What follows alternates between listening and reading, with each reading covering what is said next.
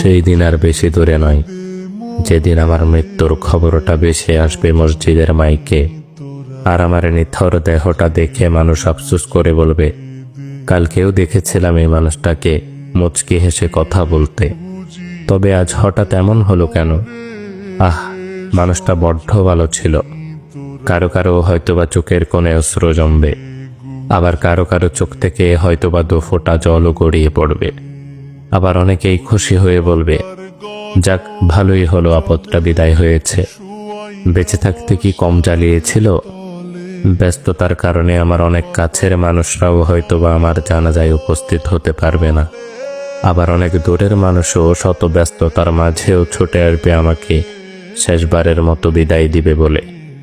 লুকিয়ে থাকবো আমি 3 টুকরো সাদা কাফনের আড়ালে। কেউ কেউ ছুটে আসবে আমাকে শেষবারের মতো একটুখানি দেখবে বলে। আবার কেউ কেউ আমার মৃত্যুর সংবাদ শুনে দোয়া পড়াটাও প্রয়োজন বোধ মনে করবে না। সেই দিন আমার পাশে থাকা ছোট্টকাল থেকে আমায় আদর যত্নে বড় করে তোলা প্রিয় মানুষগুলো বলবে, লাশ বেশি সময় ধরে ঘরে রাখতে নেই, তাড়াতাড়ি নিয়ে চলো। দাফন কার্যে অত বেশি দেরি করতে নেই।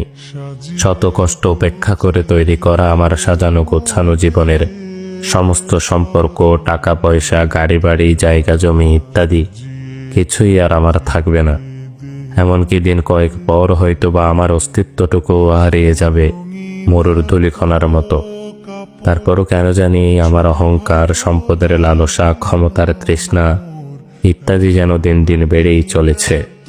একদিন আমার মৃত্যু হবে, আর সবকিছুই ছেড়ে চলে যেতে হবে সেই অন্ধকার কবরে।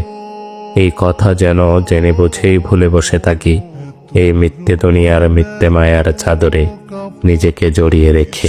ভালো লাগে না মোর সাদা কাপড়, সাদা কাপড়, সাদা কাপড়।